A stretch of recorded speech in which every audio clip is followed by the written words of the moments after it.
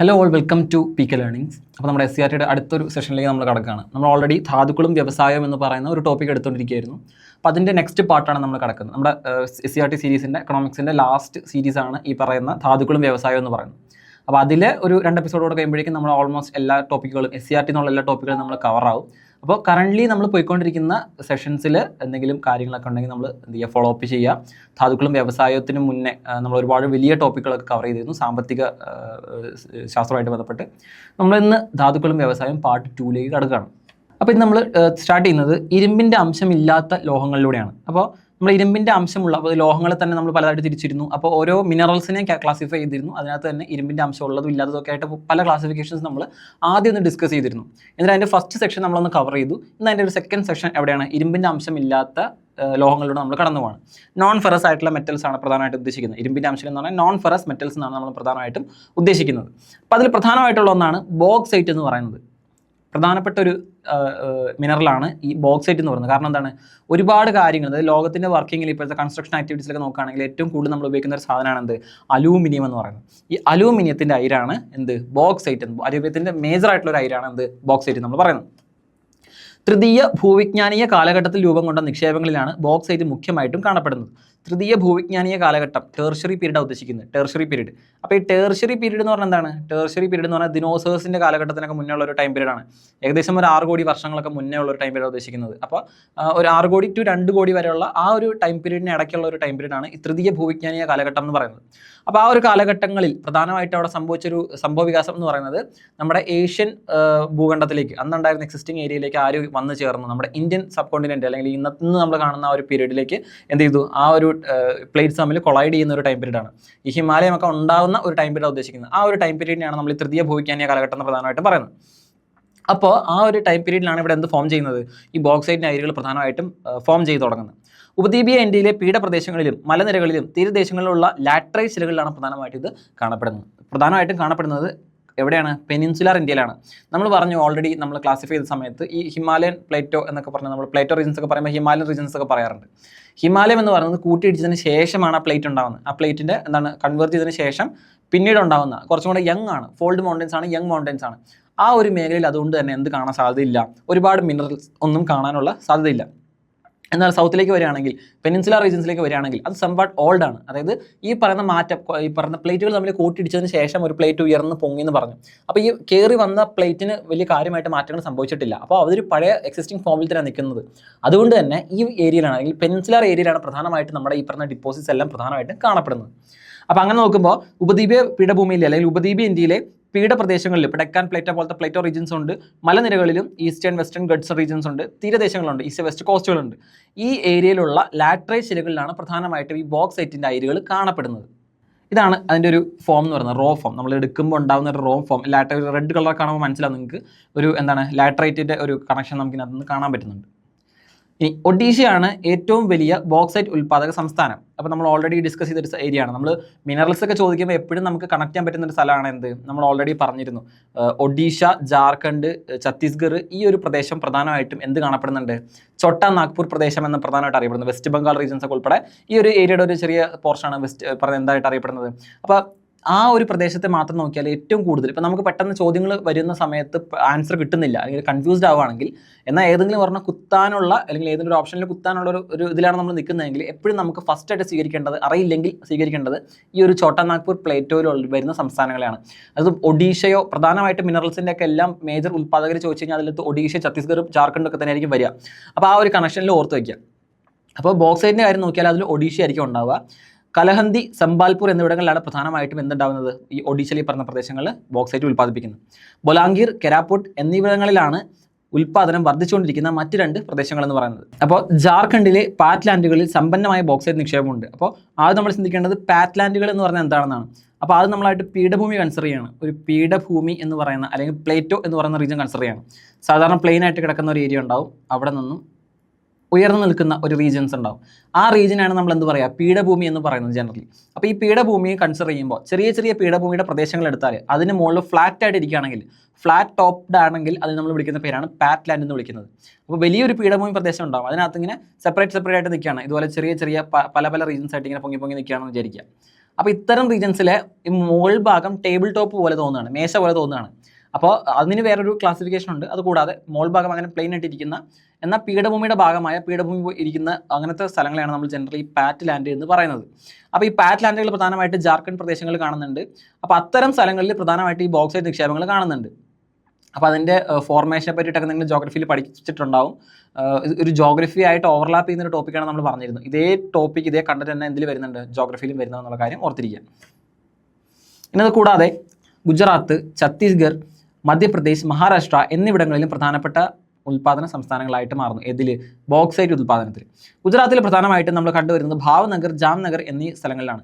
ഭാവ്നഗർ, ജാംനഗർ എന്നീ സ്ഥലങ്ങളിൽ പ്രധാനമായിട്ടും ബോക്സൈറ്റ് നിക്ഷേപങ്ങളുണ്ട്. ഛത്തീസ്ഗഡിൽ അമർകണ്ടക് പീഠഭൂമിയിൽ ബോക്സൈറ്റ് നിക്ഷേപങ്ങൾ കണ്ടുവരുന്നു. എവിടെയാണ്? ഛത്തീസ്ഗഡിൽ അമർകണ്ടക് പീഠഭൂമിയിൽ പ്രധാനമായിട്ടും ഈ ബോക്സൈറ്റ് നിക്ഷേപങ്ങൾ കണ്ടുവരുന്നു. മധ്യപ്രദേശിലെ കട്നി, ജബൽപൂർ മേഖല, ബാലഘട്ട് എന്നിവിടങ്ങളിൽ പ്രധാനപ്പെട്ട നിക്ഷേപങ്ങളുണ്ട്. അപ്പോൾ നമ്മൾ ആദ്യം പറഞ്ഞു എവിടെയാണ് ഏറ്റവും പ്രധാനപ്പെട്ട നിക്ഷേപങ്ങൾ കണ്ടുവരുന്നത് ഒഡീഷയിലാണ്. ഇത് കൂടാതെ ഗുജറാത്തിലും ഛത്തീസ്ഗഡിലും മധ്യപ്രദേശിലും മഹാരാഷ്ട്രയിലും പ്രധാനമായിട്ട് ഇത് കണ്ടുവരുന്നുണ്ട്. എവിടേക്കാണെന്ന് ചോദിച്ചാൽ ഗുജറാത്തിൽ ഭാവ്നഗർ, ജാംനഗർ തുടങ്ങിയ പ്രദേശങ്ങളിലും, ഛത്തീസ്ഗഡിൽ അമർകണ്ടക് പീഠഭൂമിയിലും, കൂടാതെ മധ്യപ്രദേശത്തിലെ കട്നി, ജബൽപൂർ മേഖലയിലും ബാലഘട്ട് പ്രദേശങ്ങളിലും പ്രധാനമായിട്ട് ഇത്തരം നിക്ഷേപങ്ങൾ കണ്ടുവരുന്നുള്ള കാര്യം മനസ്സിലാക്കുക. ഈ മഹാരാഷ്ട്ര നോക്കുകയാണെങ്കിൽ അവിടുത്തെ കൊളാബ, താനെ, രത്നഗിരി, സത്താറ, പൂനെ, കൊൽഹാപൂർ എന്നിവിടങ്ങളിൽ പ്രധാനമായിട്ടും ഉൽപ്പാദനം നടന്നു വരുന്നു. തമിഴ്നാട്, കർണാടക, ഗോവ എന്നീ സംസ്ഥാനങ്ങളിൽ ചെറിയ തോതിലും ബോക്സൈറ്റ് ഉൽപ്പാദിപ്പിക്കുന്നു. അപ്പോൾ പ്രധാനമായിട്ടുള്ള സൗത്ത് ഇന്ത്യൻ റീജിയൻസ് ആണ് നോക്കേണ്ടത്. സൗത്ത് ഇന്ത്യൻ റീജിയൻസിലെ പ്രധാനപ്പെട്ട സ്റ്റേറ്റുകളും അവിടെ പ്രധാനമായിട്ട് ഉൽപ്പാദിപ്പിക്കുന്ന സ്ഥലങ്ങളുമാണ് നമ്മളൊന്ന് മെൻഷൻ ചെയ്തിട്ടുള്ളത്. മഹാരാഷ്ട്രയിൽ നമ്മൾ പറഞ്ഞു കൊളാബ, താനെ, രത്നഗിരി, സത്താറ, പൂനെ, കൊൽഹാപൂർ എന്നിവിടങ്ങളിലാണ് പ്രധാനമായിട്ടും ഉൽപ്പാദിപ്പിക്കുന്നത് എന്നുള്ള കാര്യം മനസ്സിലാക്കുക. ഇതൊക്കെ ലൊക്കേഷൻ സ്പെസിഫിക് ആയിട്ട് നോക്കി വെച്ചിരിക്കുക. മാപ്പിൽ പഠിക്കേണ്ട കാര്യങ്ങളാണ് ഇതൊക്കെ. ഒന്ന് നോക്കുക. പ്രധാനമായിട്ടും ജുനഗഡ്, താനെ, രത്നഗിരി, പൂനെ, സത്താറ, കൊല്ലാപൂർ ഇത് പ്രദേശങ്ങൾ പ്രധാനമായിട്ടുള്ള ബോക്സൈറ്റ് മൈനുകൾ നമ്മൾ കാണിച്ചിട്ടുണ്ട്. ജസ്റ്റ് ഒന്ന് അനലൈസ് ചെയ്ത് വെക്കാൻ നോക്കുക. ഇനി സ്വർണ്ണത്തെ പറ്റി പറയുകയാണെങ്കിൽ ഏറ്റവും കൂടുതൽ സ്വർണ്ണം ഉൽപ്പാദിപ്പിക്കുന്ന ഇന്ത്യൻ സംസ്ഥാനമാണ് കർണാടക. നമ്മൾ എല്ലാവരും കേട്ടിട്ടുണ്ടാവും, എല്ലാവരും കണ്ടിട്ടുള്ള സിനിമയാണ് KGF. ഈ KGF പറയുന്ന സാധനമാണ് കോളാർ സ്വർണ്ണഖനി. എവിടെയാണ്? കർണാടകയിലുള്ള KGF, കോളാർ ഗോൾഡ് ഫീൽഡ് എന്ന് നമ്മൾ പറയുന്ന കോളാർ സ്വർണ്ണഖനി. കൂടാതെ കർണാടകയിലുള്ള മറ്റൊരു സ്വർണ്ണഖനിയാണ് ഹട്ടി സ്വർണ്ണഖനി എന്ന് പറയുന്നത്. ഇനി രാംഗിരി സ്വർണ്ണഖനി എന്ന് പറയുന്നത് ആന്ധ്രാപ്രദേശിലെ അനന്തപൂർ ജില്ലയിൽ കാണപ്പെടുന്നതാണ് രാംഗിരി സ്വർണ്ണഖനി എന്ന് പറയുന്നത്. ഇന്ത്യയിലെ ഏക വജ്രഖനിയാണ് മധ്യപ്രദേശിലെ പന്ന. അപ്പോൾ സ്വർണ്ണം ഏറ്റവും കൂടുതൽ ഉൽപ്പാദിപ്പിക്കുന്ന ഇന്ത്യൻ സംസ്ഥാനമാണ് കർണാടക. ഇന്ത്യയിലെ പ്രധാനപ്പെട്ട സ്വർണ്ണഖനികളാണ് കോളാർ ഗോൾഡ് ഫീൽഡ്സ് എവിടെ? കർണാടകയിൽ. ഹട്ടി സ്വർണ്ണഖനി കർണാടക, അതുപോലെ രാംഗിരി സ്വർണ്ണഖനി ആന്ധ്രാപ്രദേശത്തിലെ അനന്തപൂർ ജില്ലയിലുള്ള രാംഗിരി സ്വർണ്ണഖനി.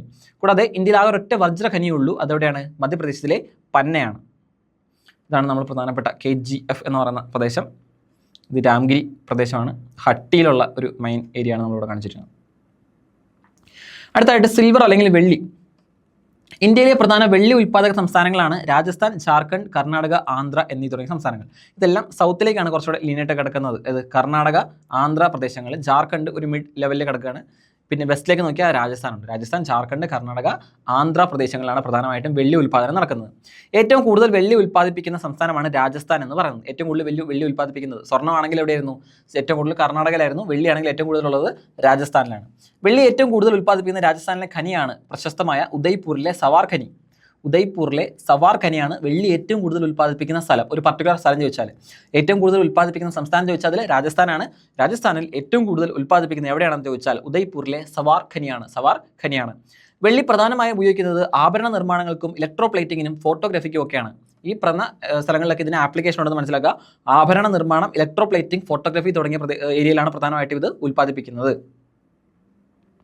അടുത്താണ് ചെമ്പ് അഥവാ കോപ്പർ എന്ന് പറയുന്നത്. വൈദ്യുതോപകരണ വ്യവസായങ്ങളിൽ വയറുകൾ, ഇലക്ട്രിക് മോട്ടോറുകൾ, ട്രാൻസ്ഫോർമറുകൾ, ജനറേറ്ററുകൾ എന്നിവയുടെ നിർമ്മാണത്തിന് ഒഴിച്ചുകൂടാനാകാത്ത ലോഹമാണ് ചെമ്പ് അഥവാ കോപ്പർ എന്ന് പറയുന്നത്. നമ്മൾ എപ്പോഴും കേട്ടിട്ടുണ്ടാവും ഈ പറഞ്ഞ കണ്ടക്ടിവിറ്റി എന്ന് പറഞ്ഞ പ്രോപ്പർട്ടിയൊക്കെ വെച്ചിട്ട് കോപ്പർ എല്ലായിടത്തും യൂസ് ചെയ്യുന്നുണ്ട്. വയറുകളുടെ ഉള്ളിൽ പൊളിച്ച് നോക്കി കഴിഞ്ഞാൽ എന്താ കാണാൻ പറ്റും? നമുക്ക് ഈ കോപ്പർ കാണാൻ പറ്റും. എല്ലാവർക്കും പരിചയമുള്ളൊരു സാധനമാണ് കോപ്പർ എന്ന് പറയുന്നത്. അപ്പോൾ വൈദ്യുതോപകരണങ്ങൾ ഉപയോഗിക്കുന്നു. പ്രധാനമായിട്ടും വയറുകളിലും ഇലക്ട്രിക് മോട്ടോറുകളിലും ട്രാൻസ്ഫോർമറുകളിലും ജനറേറ്ററുകളിലും എല്ലാം ഉൽപ്പാദിപ്പിക്കുന്നത്, അവിടെ എല്ലാം നിർമ്മാണത്തിന് ഉപയോഗിക്കുന്നത് എന്താണ്? ചെമ്പാണ്. ചെമ്പിനെ മറ്റു ലോഹങ്ങളുമായി കൂട്ടിച്ചേർക്കാനും അടിച്ചു പരത്താനും വലിച്ചു നീട്ടാനും കഴിയും. ആഭരണങ്ങൾക്ക് ഉറപ്പ് നൽകുന്നതിന് ഇത് സ്വർണ്ണവുമായി കൂട്ടിക്കലർത്താറുണ്ട്. അപ്പോൾ നമ്മൾ 916 ഗോൾഡ് എന്നൊക്കെ പറയുമ്പോൾ 916 91.6% ആണ് എന്തുണ്ടാവുക? ഗോൾഡ് ഉണ്ടാവുക. ബാക്കി നമ്മൾ ചേർക്കുന്ന സാധനം എന്താണ്? ഈ കോപ്പറാണ്. കാരണം അതിന് കുറച്ചും കൂടി എന്താണ്? സ്ട്രോങ് ആയിട്ട് നിൽക്കാനുള്ള ഒരു പവർ ഉണ്ട്. അപ്പോൾ പെട്ടെന്ന് പൊട്ടിയൊന്നും പോകത്തില്ല. ഇതിനെന്ത് ചെയ്യും, പെട്ടെന്ന് നമുക്ക് അടിച്ച് പരത്താനും വലിച്ചു കിട്ടാനൊക്കെ കഴിയുന്ന അത്രയും പ്രോപ്പർട്ടീസ്, ഡക്റ്റിലിറ്റി, മാലിബിലിറ്റി ഒക്കെ കാണിക്കുന്ന ഒരു പ്രോപ്പർട്ടീസ് ഉള്ള ഒന്നാണ് കോപ്പർ അഥവാ ചെമ്പ് എന്ന് പറയുന്നത്. അപ്പോൾ ഗോൾഡിൻ്റെ കൂടെയൊക്കെ നമുക്ക് എന്ത് ചെയ്യാം, മിക്സ് ചെയ്തിട്ട് ആഭരണങ്ങളായിട്ട് ഉപയോഗിക്കുന്ന സമയത്ത് കോപ്പറിനെ യൂട്ടിലൈസ് ചെയ്യാൻ പറ്റും. ഇനി പ്രധാനമായിട്ടും ചെമ്പ് ഉൽപ്പാദിപ്പിക്കുന്ന സ്ഥലങ്ങൾ ചോദിച്ചു കഴിഞ്ഞാൽ ജാർഖണ്ഡിലെ സിംഗ്ഭൂം ജില്ല, മധ്യപ്രദേശത്തിലെ ബാലഗഡ് ജില്ല, രാജസ്ഥാനിലെ ജുൻജുനു, അൽവാർ ജില്ലകൾ എന്നിവിടങ്ങളിൽ ചെമ്പ് നിക്ഷേപങ്ങൾ മുഖ്യമായും കാണപ്പെടുന്നു. പ്രധാനമായിട്ടും ജാർഖണ്ഡിലെ സിംഗ്ഭൂം ജില്ലയിൽ, മധ്യപ്രദേശത്തിലെ ബാലഗഡ് ജില്ല, രാജസ്ഥാനിലെ ജുൻജുൻ ജില്ല, കൂടാതെ അൽവാർ ജില്ലകൾ, ഇവിടെ എല്ലാം ചെമ്പ് നിക്ഷേപങ്ങൾ പ്രധാനമായിട്ടും കാണുന്നു. ജാർഖണ്ഡ്, മധ്യപ്രദേശ്, രാജസ്ഥാൻ തുടങ്ങിയ പ്രദേശങ്ങളിൽ സിംഗ്ഭൂം, ബാലഗഡ്, ജുൻജുനു പ്രദേശങ്ങളിലാണ് പ്രധാനമായിട്ടും എന്ത് കാണപ്പെടുന്നത്, കോപ്പറിന്റെ ഡിപ്പോസിറ്റുകൾ കാണപ്പെടുന്നത്. ആന്ധ്രാപ്രദേശത്തിലെ ഗുണ്ടൂർ ജില്ലയിലുള്ള അഗ്നിഗുണ്ടല, കർണാടകത്തിലെ ചിത്രദുർഗ്, ഹസൻ എന്നിവ ഉൾപ്പെടെ തമിഴ്നാട്ടിലെ സൗത്ത് ആർക്കോട്ട് ജില്ല എന്നിവിടങ്ങളിൽ ചെറിയ തോതിൽ ചെമ്പ് ഉൽപ്പാദിപ്പിക്കുന്നുണ്ട്. മേജറായിട്ടും ജാർഖണ്ഡ്, മധ്യപ്രദേശ്, രാജസ്ഥാൻ പ്രധാനപ്പെട്ട പ്രദേശങ്ങളായിരുന്നു. ഇത് കൂടാതെ ആന്ധ്രാപ്രദേശത്തിലെ ഗുണ്ടൂർ ജില്ലയിലുള്ള അഗ്നിഗുണ്ടലത്തിലും അതുപോലെ കർണാടകയിലെ ചിത്രദുർഗ്, ഹസൻ പ്രദേശങ്ങളിലും ഉൽപ്പാദിപ്പിക്കുന്നുണ്ട്. കൂടാതെ തമിഴ്നാട്ടിലെ സൗത്ത് ആർക്കോട്ടിലും. ഇതൊക്കെ മൈനർ പ്രൊഡ്യൂസിങ് സ്റ്റേറ്റുകളാണ്. എവിടെയാണ്? ആന്ധ്ര, കർണാടകം, തമിഴ്നാട് ഇവിടെയൊക്കെ ഉണ്ടാക്കുന്നത് ചെറിയ തോതിലുള്ള കോപ്പർ ഡിപ്പോസിറ്റുകളാണെന്നുള്ള കാര്യം മനസ്സിലാക്കുക. അടുത്തായിട്ട് നമ്മൾ പഠിക്കാൻ പോകുന്നത് അലോഹ ധാതുക്കളെ പറ്റിയിട്ടാണ്. Non metallic minerals. ഇപ്പം നോൺ മെറ്റാലിക് ആയിട്ടുള്ള മെറ്റാലിക് പ്രോപ്പർട്ടീസ് കാണിക്കുന്നതിൽ നമ്മൾ പറഞ്ഞു അല്ലേ, നമ്മൾ മെറ്റാലിക് പ്രോപ്പർട്ടീസ് തന്നെ കാറ്റഗറീസ് ആയിട്ട് നമ്മൾ പഠിച്ചു. നമ്മൾ അടുത്തായിട്ട് പറയാൻ പോകുന്നത് നോൺ മെറ്റാലിക് കാറ്റഗറിയിൽ പെട്ടവയാണ്. അപ്പോൾ ഇരുമ്പിൻ്റെ അംശം ഉള്ളത് ഇല്ലാത്തതൊക്കെ നമ്മൾ ആ ക്ലാസിഫിക്കേഷനിൽ കഴിഞ്ഞിരുന്നു. ഇനി നമ്മൾ പ്രധാനമായിട്ടും അലോഹ ധാതുക്കളെ പറ്റിയിട്ട് പഠിക്കുകയാണ്. ലോഹത്തിൻ്റെ അംശം ഇല്ലാത്ത ധാതുക്കളെയാണ് നമ്മൾ എന്ത് വിളിക്കുക, അലോഹ ധാതുക്കൾ എന്ന് പറയുന്നത്. അലോഹ ധാതുക്കൾക്ക് കാഠിന്യം, തിളക്കം, വഴക്കം തുടങ്ങിയ ഗുണങ്ങൾ താരതമ്യേന കുറവായിരിക്കും. അലോഹ ധാതുക്കൾ എന്ന് പറഞ്ഞാൽ അതിന് ഓൾറെഡി കാഠിന്യം, മറ്റേത് നമ്മൾ പറഞ്ഞ മെറ്റലിക് പോലെയല്ല, മെറ്റലിക് പ്രോപ്പർട്ടീസ് ആയിട്ടുള്ള ലെസ്റ്റർ ഒന്നും ഇതിനകത്ത് കാണാൻ പറ്റത്തില്ല. വെട്ടി മുറിച്ച് കഴിഞ്ഞാൽ തിളങ്ങുന്ന പ്രോപ്പർട്ടി ഉണ്ടല്ലോ, അതൊന്നും അധികം കാണാൻ പറ്റത്തില്ല. ഇനി അധികം കാഠിന്യമോ തിളക്കമോ വഴക്കമോ ഒന്നും ഉണ്ടാവില്ല. അടിച്ച് പരത്താനൊക്കെ നമുക്ക് കഴിയുന്ന പ്രോപ്പർട്ടീസ് നമ്മൾ കോപ്പറിൽ പറഞ്ഞു, നല്ല തിളക്കമുള്ളത് പറഞ്ഞു. അതുപോലുള്ള സാധനങ്ങളൊന്നും എവിടെ കാണൂല, അലോഹ ധാതുക്കളിലെ പ്രോപ്പർട്ടീസ് ആയിട്ട് നമുക്ക് കാണാൻ പറ്റില്ല. ജൈവധാതുക്കളെന്നും അജൈവധാതുക്കളെന്നും അലോഹ ധാതുക്കളെ രണ്ടായി തരംതിരിച്ചിരിക്കുന്നു. അപ്പോൾ ഈ അലോഹ ധാതുവിൻ്റെ രണ്ട് ക്ലാസിഫിക്കേഷനാണ്, ജൈവവും അജൈവവും. ജൈവമുണ്ട്, അജൈവമുണ്ട്. ജൈവധാതുക്കളുണ്ട്, അജൈവ ധാതുക്കളുണ്ട്. കൽക്കരി, പെട്രോളിയം പോലുള്ള ജൈവധാതുക്കളിൽ ജൈവിക ഘടകങ്ങൾ അടങ്ങിയിട്ടുണ്ട്. പ്രധാനമായിട്ടും കൽക്കരിയിലും പെട്രോളിയത്തിലൊക്കെ ജൈവധാതുക്കൾ, അതായത് കൽക്കരി, പെട്രോളിയം പോലുള്ളവ നമ്മൾ ഡെയിലി യൂസിൽ എന്താണ് ഫ്യൂവൽസ് ആയിട്ട് യൂസ് ചെയ്യുന്നുണ്ട്. ഫ്യൂവൽസ് ആയിട്ട് യൂസ് ചെയ്യുന്ന ഇത്തരത്തിൽ എന്ത് കാണുന്നുണ്ട്, ജൈവധാതുക്കളിൽ ജൈവിക ഘടകങ്ങൾ അടങ്ങിയിട്ടുണ്ട്. നമ്മൾ എവിടെ നിന്ന് കൽക്കരിയൊക്കെ എടുക്കുന്നത്, നമ്മുടെ പ്ലാന്റ്സോ ആനിമൽസോ ഒക്കെ ബറി ചെയ്ത് അടിയിലേക്ക് പോയി വർഷങ്ങളോളം കഴിഞ്ഞിട്ട് എന്ത് ചെയ്തു, ഇതൊരു ടൈം പീരീഡ് കഴിയുമ്പോൾ ഇതെന്തായിട്ട് മാറും, ഈ പറഞ്ഞ മിനറൽസ് ആയിട്ടും അതിൽ ഫ്യൂവൽസ് ആയിട്ടും എന്ത് ചെയ്യുന്നു, ഇത് മാറുന്നു. അങ്ങനെയാണ് നമ്മളിത് യൂസ് ചെയ്യുന്നത്. അപ്പോൾ അത് പ്ലാന്റ്സിൻ്റെയും ആനിമൽസിൻ്റെയും ഡെഡ് റിമെയിൻസ് ആണ്. അപ്പോൾ അതുകൊണ്ട് നമുക്ക് അതിനെന്ത് വിളിക്കാം, ജൈവധാതുക്കൾ എന്ന് വിളിക്കാം. അതിൽ ജൈവിക ഘടകങ്ങൾ അടങ്ങിയിട്ടുണ്ട്. അതാണ് പിന്നീട് നമുക്ക് ഇതായിട്ട് പെട്രോളിയൊക്കെ ആയിട്ട് പിന്നീട് മാറുന്നത്. ഗ്രാഫൈറ്റ്, കളിമണ്ണ് പോലുള്ള അജൈവ ധാതുക്കളിൽ അജൈവിക ഘടകങ്ങളാണ് അടങ്ങിയിട്ടുള്ളത്. അപ്പോൾ ഗ്രാഫൈറ്റ്, കളിമണ്ണ് പോലുള്ള അജൈവ ധാതുക്കളിൽ പ്രധാനമായിട്ടും അജൈവിക ഘടകങ്ങളായിരിക്കും എന്തുണ്ടാവുക, അടങ്ങിയിട്ടുണ്ടാവുക. അപ്പോൾ ജൈവവും അജൈവവും ഉണ്ട്. ജൈവികമായിട്ടുള്ള സാധനങ്ങൾ പ്രസന്റ് ആയിട്ടുണ്ടോ, അല്ലെങ്കിൽ വൺസ് അജൈവികമായിരുന്നത് പിന്നീട് എന്തായിട്ട് മാറുന്നു, വേറൊരു പ്രോപ്പർട്ടി കാണിച്ച് മാറുന്നവയുണ്ടാവും. ഇതൊന്നും കൂടാതെ അജൈവ ധാതുക്കൾ വേറെ ഉണ്ടാവും. അപ്പോൾ ഗ്രാഫൈറ്റ്, കളിമണ്ണ് പോലുള്ളവ അജൈവമാണ്. അതുകൊണ്ട് നമുക്കതിനെ അജൈവ ഘടകങ്ങളുള്ള അജൈവ ധാതുക്കളായിട്ട് പരിഗണിക്കാൻ പറ്റും. അടുത്തായിട്ട് നമ്മളിതിൽ പറയാൻ പോകുന്ന എക്സാമ്പിളുകൾ, ആദ്യത്തെ എക്സാമ്പിളാണ് അബ്രം അഥവാ മൈക്ക എന്ന് പറയുന്നത്. നിങ്ങളുടെ പിക്ചറിൽ കാണാൻ പറ്റും മൈക്ക എന്ന് പറയുന്നത്. വൈദ്യുത ഉപകരണ വ്യവസായങ്ങളിലും ഇലക്ട്രോണിക് വ്യവസായങ്ങളും പ്രധാനമായിട്ട് എന്ത് ഉപയോഗിക്കുന്നു, മൈക്ക ഉപയോഗിക്കുന്നു. അപ്പം വൈദ്യുത ഉപകരണ വ്യവസായങ്ങളും കറണ്ടുമായിട്ട് ബന്ധപ്പെട്ട മേഖലയിലും ഇലക്ട്രോണിക് വ്യവസായങ്ങളിലും പ്രധാനമായിട്ടും മൈക്ക ഉപയോഗിക്കുന്നു. ജാർഖണ്ഡ്, ആന്ധ്ര, രാജസ്ഥാൻ, തമിഴ്നാട്, പശ്ചിമ ബംഗാൾ, മധ്യപ്രദേശ് എന്നീ സംസ്ഥാനങ്ങളാണ് പ്രധാനമായിട്ടും ഇന്ത്യയിൽ മൈക്ക ഉൽപ്പാദിപ്പിക്കുന്നത്. ജാർഖണ്ഡ്, ആന്ധ്ര, രാജസ്ഥാൻ, തമിഴ്നാട്, പശ്ചിമ ബംഗാൾ, മധ്യപ്രദേശ് തുടങ്ങിയവയാണ്. ജാർഖണ്ഡിൽ, ആന്ധ്രയിൽ, രാജസ്ഥാൻ, തമിഴ്നാട്, പശ്ചിമ ബംഗാൾ, മധ്യപ്രദേശ് തുടങ്ങിയ പ്രദേശങ്ങളാണ് പ്രധാനമായിട്ടും മൈക്ക ഉൽപ്പാദിപ്പിക്കുന്നത്. ജാർഖണ്ഡിലെ ഹസാരിബാഗ് പീഠഭൂമിയിൽ ഏതാണ്ട് 150 കിലോമീറ്ററോളം നീളത്തിലും 22 കിലോമീറ്ററോളം വീതിയിലും മുന്തിയ ഇനം മൈക്കയുടെ നിക്ഷേപ മേഖല വ്യാപിച്ചിരിക്കുന്നു. ഏറ്റവും പ്രധാനമായിട്ടുള്ള പ്രദേശമാണ് ജാർഖണ്ഡിലെ ഹസാരിബാഗ് പീഠഭൂമി അഥവാ ഹസാരിബാഗ് പ്ലേറ്റോ എന്ന് പറയുന്നത്.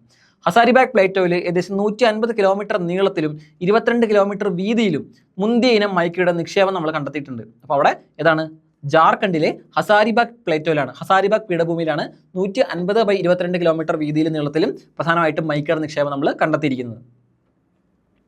ആന്ധ്രാപ്രദേശത്തിൽ നെല്ലൂർ മുന്തിയ ഇനം മൈക്ക ഉൽപ്പാദിപ്പിക്കുന്നു. ആന്ധ്രയിലുള്ള നെല്ലൂർ പ്രധാനമായിട്ടും മുന്തിയ ഇനം മൈക്ക ഉൽപ്പാദിപ്പിക്കുന്ന ഒരു സ്ഥലമാണ്. രാജസ്ഥാനിലെ ജയ്പൂർ മുതൽ ഭിൽവാര വരെ ഏകദേശം 320 കിലോമീറ്ററോളം നീളത്തിലും ഉദയ്പൂരിന് ചുറ്റിയും മൈക്ക നിക്ഷേപ മേഖല കാണപ്പെടുന്നു. മൈക്ക കാണപ്പെടുന്ന മറ്റൊരു പ്രധാനപ്പെട്ട ഏരിയയാണ് രാജസ്ഥാനിലെ ജയ്പൂർ മുതൽ ഭിൽവാര വരെയുള്ള 320 കിലോമീറ്റർ നീളത്തിലും ഉദയ്പൂരിന് ചുറ്റിയുമുള്ള മൈക്ക നിക്ഷേപങ്ങൾ എന്ന് പറയുന്നത്. അപ്പോൾ രാജസ്ഥാനിലെ ജയ്പൂർ മുതൽ ഭിൽവാര വരെയുള്ള പ്രദേശങ്ങൾ, ആന്ധ്രയിലെ നെല്ലൂരിൽ പ്രധാനമായിട്ട് കാണപ്പെടുന്നു. കൂടാതെ ജാർഖണ്ഡിലെ ഹസാരിബാഗ് പീഠഭൂമിയിൽ പ്രധാനമായിട്ടും മൈക്കയുടെ വലിയ തോതിലുള്ള നിക്ഷേപങ്ങൾ, ക്വാളിറ്റി ആയിട്ടുള്ള നിക്ഷേപങ്ങൾ കാണപ്പെടുന്നു. ഇനി കർണാടക നോക്കുകയാണെങ്കിൽ മൈസൂർ, ഹസൻ ജില്ലകളിലും തമിഴ്നാട്ടിലെ കോയമ്പത്തൂർ, തിരുച്ചിറപ്പള്ളി, മധുര, കന്യാകുമാരി ജില്ലകളിലും കേരളത്തിൽ ആലപ്പുഴ ജില്ലയിലും മഹാരാഷ്ട്രയിൽ രത്നഗിരി ജില്ലയിലും പശ്ചിമ ബംഗാളിലെ പുരുലിയ, ബാൻകുറ ജില്ലകളിലും മൈക്കയുടെ നിക്ഷേപങ്ങൾ കണ്ടെത്തിയിരിക്കുന്നു.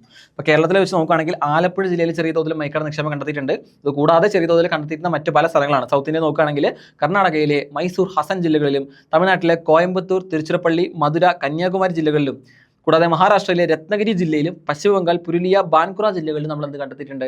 മൈക്ക നിക്ഷേപങ്ങൾ കണ്ടെത്തിയിട്ടുണ്ട്. അടുത്തായിട്ട് നമ്മൾ പറയാൻ പോകുന്നത് ചുണ്ണാമ്പ് കല്ല് അഥവാ ലൈം സ്റ്റോണിനെ പറ്റിയിട്ടാണ്. ചുണ്ണാമ്പ് കല്ല് അഥവാ ലൈം സ്റ്റോൺ ആണ്. സിമന്റ് വ്യവസായത്തിലെ പ്രധാന അസംസ്കൃത വസ്തുവാണ് ചുണ്ണാമ്പ് കല്ല് അഥവാ ലൈം സ്റ്റോൺ എന്ന് പറയുന്നത്.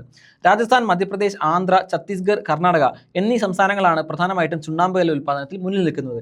പ്രധാനമായിട്ടും രാജസ്ഥാൻ, മധ്യപ്രദേശ്, ആന്ധ്ര, ഛത്തീസ്ഗഡ്, കർണാടക ഒരു സെൻട്രൽ റീജിയൻ നോക്കുകയാണെങ്കിൽ ആ ഒരു സെൻട്രൽ റീജിയനിലാണ് ലൊക്കേറ്റ് ചെയ്തിരിക്കുന്നത്. ഇവിടെയാണ് പ്രധാനമായിട്ടും ചുണ്ണാമ്പ് കല്ല് ഉൽപ്പാദനത്തിൽ മുന്നിൽ നിൽക്കുന്ന സംസ്ഥാനങ്ങൾ എന്ന് പറയുന്നത്.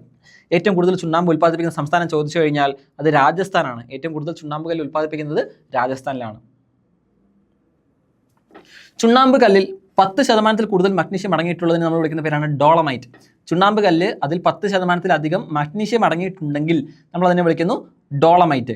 ഇന്ത്യയിൽ ഏറ്റവും കൂടുതൽ ചുണ്ണാമ്പ് കല്ലിന്റെ റിസർവ് ഉള്ളത് കർണാടകയിലാണ്. ഏറ്റവും കൂടുതൽ ഉൽപ്പാദിപ്പിക്കുന്ന രാജസ്ഥാനാണ്.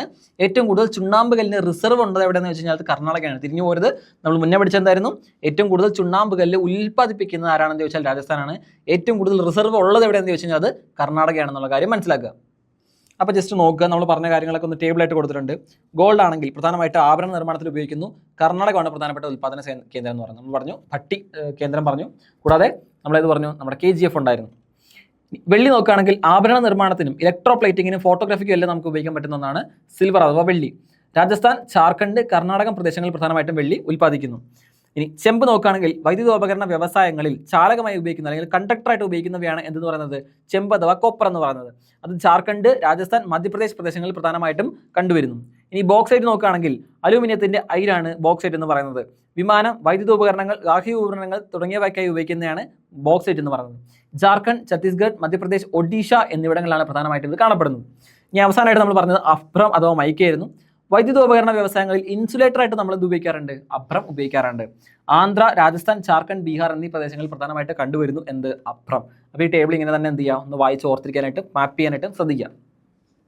ഇനി അടുത്തായിട്ട് നമ്മൾ പറയുന്നതാണ് ധാതു ഇന്ധനങ്ങൾ അഥവാ ഫ്യൂവൽ മിനറൽസ് എന്ന് പറയുന്നത്. പേരിൽ തന്നെ ഉണ്ടാവും ഫ്യൂവൽ മിനറൽസ് അഥവാ ധാതു ഇന്ധനങ്ങൾ എന്ന് പറയുന്നത്. കൃഷി, വ്യവസായം, ഗതാഗതം തുടങ്ങി വിവിധ മേഖലകളിലെ ഊർജ്ജ ആവശ്യങ്ങൾക്ക് നാം ആശ്രയിക്കുന്നത് ധാതു വിഭവങ്ങളെയാണ്. കൽക്കരി, പെട്രോളിയം, പ്രകൃതിവാതകങ്ങൾ എന്നിവയാണ് പ്രധാനപ്പെട്ട ഊർജ്ജ വിഭവങ്ങൾ എന്ന് പറയുന്നത്. കൽക്കരി, പെട്രോളിയം, പ്രകൃതിവാതകം. കൽക്കരി ഉണ്ട്, പെട്രോളിയം ഉണ്ട്, പ്രകൃതിവാതകങ്ങളുണ്ട് അഥവാ നാച്ചുറൽ ഗ്യാസ് ഉണ്ട്. ഇത് പ്രധാനമായിട്ടും ഊർജ്ജ വിഭവങ്ങളാണ്. നമ്മൾ പ്രധാനപ്പെട്ട കൺസ്യൂം ചെയ്യുന്ന ഊർജ്ജ വിഭവങ്ങളാണ് കൽക്കരി, പെട്രോളിയം, പ്രകൃതിവാതകങ്ങൾ എന്ന് പറയുന്നത്. ഇവയെ ഫോസിൽ ഇന്ധനങ്ങൾ എന്ന് വിളിക്കുന്നു. ഫോസിൽ നിന്നും എമർജ് ചെയ്ത് വരും. നമ്മൾ പറഞ്ഞല്ലോ ആനിമൽസിന്റെ ഒക്കെ ഡെഡ് ബറിയൽസിൽ നിന്ന് അത് വരുന്നത് ഫോസിൽ ഇന്ധനങ്ങൾ എന്നിവയെ വിളിക്കുന്നു. ഒന്നാമത്താണ് കോൾ. ഇന്ത്യയിലെ മുഖ്യ താപോർജ്ജ സ്രോതസ്സാണ് കൽക്കരി എന്ന് പറയുന്നത്. പ്രധാന വ്യാവസായിക ഇന്ധനം കൂടിയാണ് കൽക്കരി എന്ന് പറയുന്നത്.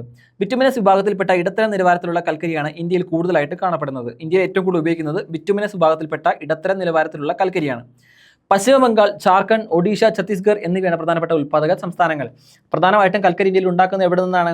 പശ്ചിമ ബംഗാൾ, ജാർഖണ്ഡ്, ഒഡീഷ, ഛത്തീസ്ഗഡ്. പശ്ചിമ ബംഗാൾ, ഒഡീഷ, ജാർഖണ്ഡ്, ഛത്തീസ്ഗഡ് പ്രദേശങ്ങളിൽ പ്രധാനമായിട്ടും കൽക്കരി അഥവാ കോൾ ഇന്ത്യ ഉൽപ്പാദിപ്പിക്കുന്നു. ജാർഖണ്ഡിലെ ഛറിയയാണ് ഇന്ത്യയിലെ ഏറ്റവും വലിയ കൽക്കരിപ്പാടം. ഇന്ത്യയിൽ ഏറ്റവും കൂടുതൽ കൽക്കരി ഉണ്ടാക്കുന്ന ഇന്ത്യയിലെ ഏറ്റവും വലിയ കൽക്കരിപ്പാടമാണ് ജാർഖണ്ഡിലെ ഛരിയ എന്ന് പറയുന്ന പ്രദേശം. തമിഴ്നാട്ടിലെ നെയ്വേലിയിൽ ലിഗ്നൈറ്റ് എന്ന ഇന്ധനക്ഷമത കുറഞ്ഞ കൽക്കരി കാണപ്പെടുന്നു. ഗോദാവരി, മഹാനദി, സോൺ എന്നിവയാണ് കൽക്കരി നിക്ഷേപങ്ങളുള്ള മറ്റ് നദീതടങ്ങൾ എന്ന് പറയുന്നത്. ഗോദാവരി, മഹാനദി, സോൺ നദിക്കരകളിലും പ്രധാനമായിട്ടും എന്ത് കണ്ടുവരുന്നു? നമ്മളിപ്പോൾ പറയുന്ന കൽക്കരി കണ്ടുവരുന്നുള്ള കാര്യം ഓർത്തിരിക്കുക. മധ്യപ്രദേശത്തിലെ സിംഗ്രൗളി, ഇതിലൊരു ഭാഗം UP-യിലാണ്. ഛത്തീസ്ഗഡിലെ കോർബ, ഒഡീഷയിലെ താൽച്ചർ, റാംപൂർ, മഹാരാഷ്ട്രയിലെ ചന്ദാവാർദ, കാംറ്റി, ബാൻഡർ, തെലങ്കാനയിലെ സിംഗറേനി, ആന്ധ്രാപ്രദേശത്തിലെ പണ്ടൂർ എന്നിവയാണ് പ്രധാനപ്പെട്ട കൽക്കരി ഖനന കേന്ദ്രങ്ങൾ. ഇന്ത്യയിലെ പ്രധാനപ്പെട്ട കൽക്കരി ഖനന കേന്ദ്രങ്ങളാണ് മധ്യപ്രദേശത്തിലെ സിംഗ്രൗളി, കൂടാതെ ഛത്തീസ്ഗഡിലെ കോർബ, ഒഡീഷയിലെ താൽച്ചർ, റാംപൂർ, മഹാരാഷ്ട്രയിലെ ചന്ദാവാർദ, കാംറ്റി, ബാന്ദർ, തെലങ്കാനയിലെ സിംഗറേനി, ആന്ധ്രയിലെ പണ്ടൂർ എന്നിവയാണ് പ്രധാനപ്പെട്ട ഇന്ത്യയിലെ കൽക്കരി ഖനന കേന്ദ്രങ്ങൾ എന്ന് പറയുന്നത്. കൂടാതെ തമിഴ്നാട് കൂടാതെ പിന്നീട് പോണ്ടിച്ചേരിയിലും ഗുജറാത്തിലും അവിടുത്തെ തീരപ്രദേശങ്ങളിൽ പ്രധാനമായിട്ടും എന്ത് കണ്ടുവരുന്നു? കൂടാതെ ജമ്മു കാശ്മീരിലും ബ്രൗൺ കോൾ അഥവാ ലിഗ്നൈറ്റ് കാണപ്പെടുന്നു. ബ്രൗൺ കോൾ എന്നറിയപ്പെടുന്ന ലിഗ്നൈറ്റ് കാണപ്പെടുന്ന പ്രധാനപ്പെട്ട ഇന്ത്യയിലെ പ്രദേശങ്ങളാണ് എന്തൊക്കെ? തമിഴ്നാട്, പോണ്ടിച്ചേരി, ഗുജറാത്ത്, അവിടുത്തെ തീരപ്രദേശങ്ങളും കൂടാതെ ജമ്മു കാശ്മീരിലും എന്ത് കണ്ടുവരുന്നു? ലിഗ്നൈറ്റ് അഥവാ ബ്രൗൺ കോൾ കണ്ടുവരുന്നു. ഗുണമേന്മയുടെ അടിസ്ഥാനത്തിൽ നമ്മൾ ഇതിനെ പ്രധാനമായിട്ടും 4 തിരിച്ചിരിക്കുകയാണ്. എന്തിനെ? കൽക്കരി, anthracite, bituminous, lignite, peat. Anthracite, lignite, bituminous, peat, ഇങ്ങനെ 4 ക്ലാസിഫിക്കേഷൻ തിരിച്ചിരിക്കുകയാണ്. ഇതിൽ ഓരോന്നിൻ്റെയും ക്വാളിറ്റി എന്താണ്, എന്തൊക്കെയാണ് ഓരോന്ന് ഉദ്ദേശിക്കുന്നത് നമുക്ക് ജസ്റ്റ് ബ്രീഫായിട്ടൊന്ന് നോക്കാം. ഏറ്റവും ക്വാളിറ്റി കൂടിയതാണ് ആന്ത്രസൈറ്റ് എന്ന് പറയുന്നത്. നോക്കിയാൽ കാണാൻ പറ്റും നിങ്ങൾക്ക്. അതിൻ്റെ ഒരു ഡാർക്ക് കളറൊക്കെ നോക്കിയാൽ തന്നെ, ഷെയ്ഡൊക്കെ നോക്കിയാൽ തന്നെ നിങ്ങൾക്ക് അനലൈസ് ചെയ്യാൻ പറ്റും. അപ്പോൾ പ്രധാനമായിട്ടും ആദ്യത്തെ കാറ്റഗറിയിൽ പെടുന്നതാണ് ആന്ത്രസൈറ്റ് എന്ന് പറയുന്നത്. ഇതാണ് ഏറ്റവും ഉയർന്ന ഗുണമേന്മയുള്ള കൽക്കരി എന്ന് പറയുന്നത്. ഏറ്റവും ഉയർന്ന ഗുണമേന്മയുള്ള കൽക്കരിയാണ് ആന്ത്രസൈറ്റ് എന്ന് പറയുന്നത്. ഇതിൽ പ്രധാനമായിട്ടും 80 മുതൽ 95% വരെ എന്ത് കാണുന്നുണ്ട്? കാർബണിൻ്റെ അളവ് കാണുന്നു. 80% മുതൽ 95% വരെ കാർബണിൻ്റെ അളവ് കാണുന്നു. കത്തുമ്പോൾ പുകയും മണവും വളരെ കുറവായിരിക്കും. കടുപ്പം കൂടിയതും കറുത്ത തിളക്കമുള്ളതുമാണ് പ്രധാനമായിട്ടും ആന്ത്രസൈറ്റ് എന്ന് പറയുന്നത്. അപ്പോൾ കാർബണിൻ്റെ അളവ് ഏകദേശം 80 മുതൽ 95% വരെ കാണപ്പെടാം. കത്തുമ്പോൾ പുകയും മണവും വളരെ കുറവായിരിക്കും. കംപ്ലീറ്റ് ബേണിംഗ് അല്ലെങ്കിൽ കമ്പഷൻ നടക്കും. അധികം എന്താ പറയുക, ബേണിംഗ് ഒന്നും നടക്കാതിരിക്കുന്ന പോലെയല്ല. പുകയൊക്കെ ഒരുപാട് വന്ന എന്താണ്, പ്രോപ്പറായിട്ട് കത്തുന്നില്ലെന്ന് അതിൻ്റെ അർത്ഥം. പ്രോപ്പറായിട്ട് കത്തുന്നുണ്ട്. കടുപ്പം കൂടിയതും കറുത്ത തിളക്കമുള്ളതുമാണ് പ്രധാനമായിട്ടും എന്തെന്ന് പറയുക, ആന്ത്രസൈറ്റ് എന്നുകൊണ്ട് നമ്മൾ ഉദ്ദേശിക്കുന്നത്. ഇന്ത്യയിൽ ജമ്മു കാശ്മീരിൽ മാത്രം വളരെ ചെറിയ അളവിൽ മാത്രമേ ഇത് കാണപ്പെടുന്നുള്ളൂ. ഇന്ത്യയുടെ മേജർ ആയിട്ടുള്ള കൽക്കരി അല്ലെങ്കിൽ കോൾ സോഴ്സ് എന്ന് പറയുന്നത് ആന്ത്രസൈറ്റ് അല്ല. അതെന്താണ്? അത് നമ്മൾ അടുത്തായിട്ട് പഠിക്കാൻ പോകുന്ന ബിറ്റുമിനസ് ആണ്. അപ്പോൾ ആ ഒരു കളർ ഡിഫറൻസ് ഇവിടെ നോക്കിയാൽ നിങ്ങൾക്ക് മനസ്സിലാവും. അത്രയും ഒരു ഡാർക്ക് ഷെയ്ഡ് അല്ല, ഓയിലി ഡാർക്ക് ഷെയ്ഡ് അല്ല. ഇതിൽ ഏറ്റവും കൂടുതൽ കാണപ്പെടുന്നതും വ്യാവസായിക ആവശ്യങ്ങൾക്കായി വ്യാപകമായി ഉപയോഗിക്കുന്നതുമായിട്ടുള്ള ഒന്നാണ് ബിറ്റുമിനസ് എന്ന് പറയുന്നത്. കാർബണിൻ്റെ അളവ് 60 മുതൽ 80% വരെ കാണപ്പെടുന്നു. 60 മുതൽ 80% വരെ കാണപ്പെടുന്നു. ഇതിനെ സോഫ്റ്റ് കോൾ എന്ന് വിളിക്കാറുണ്ട്. ഇരുമ്പ് ഉരുക്ക് വ്യവസായങ്ങളിൽ ഇത് ധാരാളമായിട്ട് ഉപയോഗിക്കുന്ന ഒന്നാണ്. അപ്പോൾ നമ്മൾ നിലവിൽ ബിസിനസ് ആൾക്കാരൊക്കെ പ്രധാനമായിട്ട് ഇന്ത്യയിൽ എന്ത് ചെയ്യുന്നുണ്ട്? ഇത് ഉപയോഗിക്കുന്നുണ്ട്. ഇതിന് വേറൊരു പേരാണ് സോഫ്റ്റ് കോൾ എന്ന് പറയുന്നത്. ഏകദേശം 60 മുതൽ 80% വരെ കാർബണിൻ്റെ അളവാണ് എന്തിൽ കാണപ്പെടാറുള്ളൂ? ബിറ്റുമിനസിൽ കാണപ്പെടാറുള്ളൂ. അപ്പോൾ നമ്മൾ ആദ്യം പഠിച്ച ആന്ത്രസൈറ്റ് പോലെയല്ല, അതിനേക്കാളും കുറച്ചുകൂടെ ക്വാളിറ്റി കുറഞ്ഞതാണ് എന്ത്? ബിറ്റുമിനസ് എന്ന് പറയുന്നത്. ഇതിലും ക്വാളിറ്റി കുറഞ്ഞതിനാണ് നമ്മൾ എന്ത് വിളിക്കുക? നമ്മൾ തമിഴ്നാട്ടിലെ പ്രദേശങ്ങളിൽ കണ്ടുവരുന്നു എന്ന് കുറച്ച് മുന്നേ പറഞ്ഞിരുന്നു. ലിഗ്നൈറ്റ് ഗുണനിലവാരത്തിൽ 3ാം സ്ഥാനത്ത് ലിഗ്നൈറ്റിലെ കാർബണിൻ്റെ അളവ് 40 മുതൽ 55% വരെ മാത്രമാണ്. 40 മുതൽ 55% വരെ മാത്രമാണ്. ഇതിനെ തവിട്ട് നിറത്തിന് കാരണം ഇതിനെ ബ്രൗൺ കോൾ എന്ന് വിളിക്കുന്നു. ഇതിനൊരു ബ്രൗൺ കളർ പോലെ ഉണ്ടാവാറുണ്ട്. അതുകൊണ്ട് തന്നെ ഇതിനെ വിളിക്കുന്നു, നമ്മൾ ബ്രൗൺ കോൾ എന്ന് വിളിക്കാറുണ്ട്. ഇതിൽ ഈർപ്പത്തിൻ്റെ അളവ് വളരെ കൂടുതലായിരിക്കും. തമിഴ്നാട്ടിലെ നെയ്വേലിയിൽ, ഇന്ത്യയിൽ നോക്കുകയാണെങ്കിൽ തമിഴ്നാട്ടിലെ നെയ്വേലിയിൽ പ്രധാനമായിട്ടും ഇതിൻ്റെ ഏരിയ പ്രധാനമായിട്ടും കണ്ടുവരുന്നു. ഇതിൻ്റെ ലിഗ്നൈറ്റിൻ്റെ സോഴ്സുകൾ പ്രധാനമായിട്ടും കണ്ടുവരുന്നു. അവസാനമായിട്ട് നമ്മൾ പറഞ്ഞത് പീറ്റിനെ പറ്റിയിട്ടാണ്. കൽക്കരി രൂപപ്പെടുന്നതിൻ്റെ ആദ്യ ഘട്ടമാണ്. അത് ഫോം ചെയ്ത് വരുന്നതേ ഉള്ളൂ. അതുകൊണ്ട് തന്നെ വളരെ റോ ആയിട്ടുള്ള യങ് ആയിട്ടുള്ള ഒന്നായിരിക്കും പീറ്റ് എന്ന് പറയുന്നത്. 40% താഴെ മാത്രമേ ഇതിലെന്ത് കാണുള്ളൂ? കൽക്കരി കാണുള്ളൂ. 40% താഴെ മാത്രമേ കാണുള്ളൂ. ഏറ്റവും കുറഞ്ഞ താപോർജ്ജമാണ് ഇത് പുറത്തേക്ക് നൽകുന്നത്. കത്തുമ്പോൾ ധാരാളം പുകയും ചാരം ഉണ്ടാകുന്നു. കൂടാതെ ഈർപ്പം വളരെ കൂടുതലാണ്. അതുകൊണ്ട് ഇത് വിറക് പോലെ തോന്നിക്കുന്നു, മരക്കഷ്ണം പോലെ തോന്നിക്കും. കത്തിച്ച ഒരുപാട് പുകയായിരിക്കും വരുന്നത്. കാരണം 40% മാത്രമേ കാർബണിൻ്റെ അളവുള്ളൂ. താപോർജ്ജം ഏറ്റവും കുറവ് നൽകുന്നത് ആരായിരിക്കും? പീറ്റ് ആയിരിക്കും. പീറ്റ് അധികം ആൾക്കാർ എന്ത് ചെയ്യാറില്ല, പരമാവധി യൂസ് ചെയ്യാറില്ല. കാരണം എന്താണ്? ഇതിൽ ഈർപ്പം വളരെ കൂടുതലാണ്, വിറക് പോലെ തോന്നിക്കുന്നു. പക്ഷേ താപോർജ്ജം ഏറ്റവും കുറവ് മാത്രമേ നൽകുന്നുള്ളൂ. 40% മാത്രമേ താഴെ മാത്രമേ എന്തുള്ളൂ? കാർബൺ ഉള്ളൂ. അടുത്തായിട്ട് നമ്മൾ പെട്രോളിയത്തിനെ പറ്റി പറയുകയാണ്. പെട്രോളിയം ഇപ്പോൾ കറണ്ട് സിറ്റുവേഷൻ നോക്കിക്കഴിഞ്ഞാൽ നിങ്ങൾക്ക് അറിയാം, പെട്രോളിയം എന്ന് പറയുന്നത് ഇപ്പോൾ പെട്രോൾ പ്രൈസ് കൂടുമോ ഇല്ലയോ എന്നൊക്കെ ഉള്ളൊരു കൺഫ്യൂഷൻ നിൽക്കുകയാണ് അല്ലേ. പെട്രോൾ ഡീസൽ വില കൂടുന്നതിന് പ്രധാനമായിട്ട് കാരണം എന്താണ്? ഇപ്പോൾ ഇസ്രായേൽ ഇറാൻ യുദ്ധം നടക്കുകയാണ്. ആ ഒരു സമയത്ത് ഹോർമൂസ് കടലെടുക്കൊക്കെ അടച്ചിട്ട് കഴിഞ്ഞാൽ എന്ത് പറ്റും? പെട്രോളിൻ്റെ എക്സ്പോർട്ട് പ്രധാനമായിട്ട് 20% വരുന്നത് എവിടെ നിന്നാണ്? ഈ ഹോർമൂസ് കടലെടുക്കിലൂടെ എവിടെ നിന്നും? ഗൾഫ് പ്രദേശത്ത് നിന്ന് വരുന്നതാണ്. അതുകൊണ്ട് തന്നെ അത് ബ്ലോക്ക് ആയി കഴിഞ്ഞാൽ ഗ്ലോബൽ സപ്ലൈ ചെയിനെ മൊത്തത്തിൽ ബാധിക്കുന്നു. അത് എവിടേക്ക് എക്സ്പോർട്ട് ചെയ്യുന്നുണ്ടോ ഓയിലിൻ്റെ പ്രൈസ് കൂടുമ്പോൾ, പെട്രോളിയം ഡീസലിൻ്റെ പ്രൈസ് കൂടുമ്പോൾ എന്ത് പറ്റുന്നു? ട്രാൻസ്പോർട്ടേഷൻ കോസ്റ്റ് കൂടുകയും എല്ലാ സാധനങ്ങളുടെയും വില ഒറ്റയടി കുതിച്ചേർന്ന് പണപ്പരിപ്പ് ഉണ്ടാവുകയും ചെയ്യുന്നു. ആ ഒരു സിറ്റുവേഷനാണ് പ്രധാനമായിട്ട് ഓർത്തിരിക്കേണ്ടത്. അപ്പോൾ ഇനി നമ്മൾ പെട്രോളിയത്തെ പറ്റി പറയുകയാണ്. റോഡ്, റെയിൽ, വ്യോമ ഗതാഗത മേഖലകൾക്ക് മുഖ്യ ഊർജ്ജ സ്രോതസ്സാണ് പെട്രോളിയം എന്ന് നമ്മൾ പറയുന്നത്. പെട്രോൾ, ഡീസൽ തുടങ്ങിയ ഇന്ധനങ്ങൾ കൂടാതെ രാസവളങ്ങൾ, കൃത്രിമ റബ്ബർ, കൃത്രിമ നാരുകൾ, വാസലിൻ തുടങ്ങിയ വിവിധ തരം ഉപ ഉൽപ്പന്നങ്ങൾ പെട്രോളിയത്തിൽ നിന്നും ഉണ്ടാക്കുന്നുണ്ട്. അപ്പോൾ പെട്രോൾ മാത്രമല്ല, ഡീസലും കൂടാതെ കൃത്രിമ റബ്ബറും രാസവളങ്ങളും കൃത്രിമ നാരുകളും വാസലിനും ഉൾപ്പെടെ നമുക്ക് ഇതിൽ നിന്ന് ഉണ്ടാക്കിയെടുക്കാൻ പറ്റും. ഈ പറയുന്ന പെട്രോളിയത്തിൽ നിന്ന് ഉണ്ടാക്കിയെടുക്കാൻ കഴിയുന്നു. അസമിലെ ദിഗ്ബോയിലാണ് ഇന്ത്യയിൽ ഏറ്റവും ആദ്യമായിട്ട് ഖനനം നടന്നത്. അപ്പോൾ ഇന്ത്യയിൽ ആദ്യമായിട്ട്, ഇതിൽ വലുതല്ല, ഇതിൽ ഏറ്റവും ആദ്യമായിട്ട് ഖനനം നടന്ന പ്രദേശമാണ് എന്ത്? പെട്രോൾ ഖനനം നടന്ന പ്രദേശമാണ് അസമിലെ ദിഗ്ബോയ് എന്ന് നമ്മൾ പറഞ്ഞത്. അസമിലെ ദിഗ്ബോയ് എന്ന് നമ്മൾ പറഞ്ഞത്. അസം, ഗുജറാത്ത്, മഹാരാഷ്ട്ര എന്നിവയാണ് ഇന്ത്യയിലെ പെട്രോളിയം ഉൽപ്പാദക സംസ്ഥാനങ്ങൾ. ഇതിൽ ഏറ്റവും കൂടുതൽ പെട്രോൾ ഉണ്ടാക്കുന്ന ഉൽപ്പാദക സംസ്ഥാനങ്ങളാണ് അസം, ഗുജറാത്ത്, മഹാരാഷ്ട്ര. അസം, ഗുജറാത്ത്, മഹാരാഷ്ട്ര. അസം, ഗുജറാത്ത്, മഹാരാഷ്ട്ര. മഹാരാഷ്ട്രയിലെ മുംബൈ ഹൈ ആണ് ഇന്ത്യയിലെ ഏറ്റവും വലിയ എണ്ണപ്പാടം. ഇന്ത്യയിലെ ഏറ്റവും വലിയ എണ്ണപ്പാടമാണ് മുംബൈ ഹൈ എന്ന് പറയുന്നത്. ഇതിൽ ഓൺഷോറും ഓഫ് ഷോറും ഉണ്ട്. ഓൺ ഷോർ എന്ന് പറഞ്ഞാൽ ഷോറിൽ കരയുടെ അവിടെ ഇരിക്കുന്നു, ഓഫ് ഷോർ എന്ന് പറഞ്ഞാൽ അവിടെ നിന്ന് മാറിയിരിക്കുന്നത് കടലോട് ചേർന്നിരിക്കുന്നതിനാണ് നമ്മൾ ഓഫ് ഷോർ എന്ന് പറയാം. അപ്പോൾ ഇന്ത്യയിലെ ഏറ്റവും വലിയ എണ്ണപ്പാടമാണ് മുംബൈ ഹൈ എന്ന് നമ്മൾ പറയുന്നത്. 1956 oil and natural gas commission സ്ഥാപിക്കപ്പെട്ടതോടെ വ്യവസ്ഥാപിതമായി എണ്ണ പര്യവേഷണവും ഉൽപ്പാദനവും ഇന്ത്യയിൽ ആരംഭിച്ചു. അപ്പോൾ ഇന്ത്യയിൽ മാത്രം ആരംഭിച്ചത്, ഇന്ത്യക്ക് ഇതിനൊരു കുറച്ചുകൂടെ ലൈസൻസ് സ്ട്രോങ് ആയിട്ട് കിട്ടിയപ്പോഴാണ് 1956 oil and natural gas commission നിയമിച്ചു. 1956 oil and natural gas commission ONGC സ്ഥാപിക്കപ്പെട്ടത്. Oil and natural gas commission സ്ഥാപിക്കപ്പെട്ടത്. ഇതോടുകൂടി ഇന്ത്യയിലെ ഉൽപ്പാദനം എന്ത് ചെയ്തു, ആരംഭിച്ചു. കൂടാതെ അതുവരെ അസമിലെ ദിഗ്ബോയ് മാത്രമായിരുന്നു പെട്രോളിയം ഉൽപ്പന്നങ്ങളുടെ മേഖലയെങ്കിലും 56 ശേഷം ഈ സ്ഥിതി മാറി. 56 വരെ ദിഗ്ബോയിൽ മാത്രമേ ഉണ്ടായിരുന്നുള്ളൂ. പിന്നീട് ഈ ആക്ട് പാസ്സാക്കിയതോടുകൂടി ഒരുപാട് റിസർച്ചേഴ്സ് നടക്കാൻ തുടങ്ങി, ഒരുപാട് ആളുകൾ ഇത് കൺസ്യൂം ചെയ്യാൻ തുടങ്ങി. പ്രധാനമായിട്ട് 56 ശേഷം പെട്രോളിയം ഉൽപ്പാദന മേഖലയ്ക്ക് വലിയ മാറ്റങ്ങൾ ഇന്ത്യയിൽ സംഭവിച്ചു. ഇതാണ് പ്രധാനമായിട്ട് നമ്മൾ പറഞ്ഞ പ്രദേശങ്ങൾ എന്ന് പറയുന്നത്. മുംബൈ ഹൈ എന്ന് പറയുന്നത് ഈ ഓഫ് ഷോർ ഈ ഒരു പ്രദേശമാണ്, കടലിന് ചേർന്നിരിക്കുന്ന ഈ ഒരു ഏരിയ ആണ് നമ്മളെന്തായിട്ട് പറഞ്ഞത്, മുംബൈ ഹൈ എന്ന് നമ്മളിവിടെ പറഞ്ഞത്. അടുത്തായിട്ട് നമ്മൾ പറയുന്നതാണ്